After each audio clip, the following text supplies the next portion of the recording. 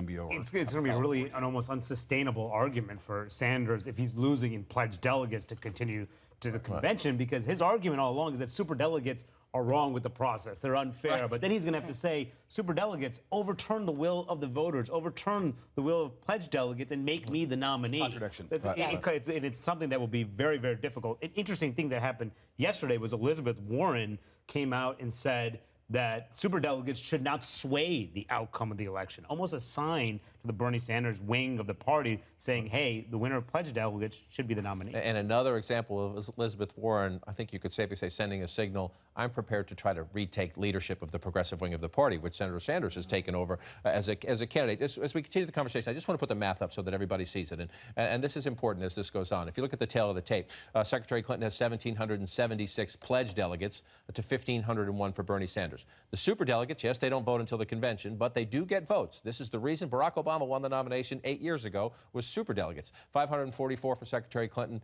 You see 46 there for Senator Sanders. Add it all up, and if she keeps all those superdelegates, she's near the finish line. I would focus it this way, actually, though. Clinton has won 28 contests to date. Senator Sanders has won 21. At the end of a football game, if it's 28-21, somebody tell me which team wins. Well, but the question isn't how the primary turns out. We all know how this primary turns out. But your question about what does Bernie Sanders want in the long term, I think, is really interesting. Because I do buy that he has created a movement here, or at least taken the leadership of a movement that was already percolating on the left. There is this rising activist energy on the left that needed somewhere to go, and he channeled it very effectively, and they're going to want somewhere to go moving forward. These are young people. They are not mostly Democrats. Sanders is getting much more of his support from independents. So how does he coalesce that into a movement for his ideas beyond just, influencing the Democratic platform and maybe trying to change the Democratic rules? What does he do with that movement going forward that turns that activist energy into something constructive? And you've already heard some of his more high-profile supporters start talking about how he could do that. Keith Ellison has talked about how he could do that and how he could form this into something that could be like Obama had when he wasn't in office, something that could really help progressive candidates.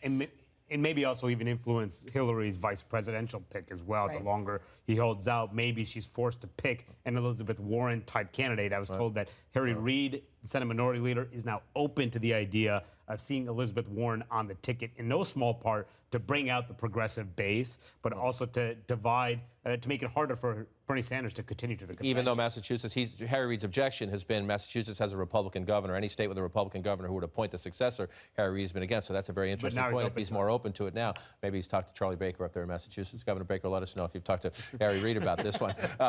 What's delicious about this is that, well, number one, this will be over if Hillary Clinton can win California.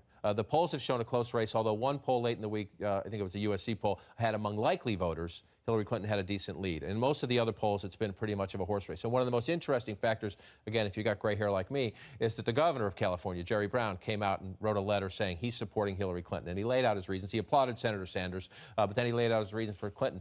If you're old enough to remember, in 1992, I covered this debate in which this fascinating exchange, I thought they were going to come to blow, Jerry Brown, Bill Clinton, about Hillary Clinton. He is funneling money to his wife's law firm for state business. That's number one. Let me tell you something, Jerry. I don't care what you say about me. You ought to be ashamed of yourself for jumping on my wife. You're not worth being on the same platform I'll tell as my you something, wife. Mr. Clinton. Now, Don't try to escape it. Jerry comes here with his family wealth and his $1,500 suit and makes a lying accusation about my wife. It's in the Washington Post. That doesn't make it true.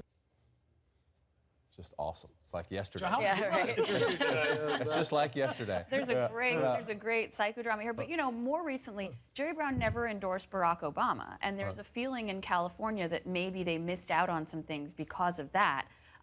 The Clintons endorsed Jerry Brown for governor of California this time around, his 17th run for governor of California, and he and Bill Clinton last week had a very long meeting at the governor's mansion where presumably some of the Can you imagine that fly on that wall, man. But presumably some of this history was laid to rest. In 2010, on the campus of UCLA, when Bill Clinton came out for Jerry Brown, and Gavin Newsom, the LG, who actually himself is going to be a candidate for governor in 2 years, had to act as sort of the peace broker between the two men, as sort of the go-between, because even then, this is 10, and not very long ago, there was still obvious tension between the two.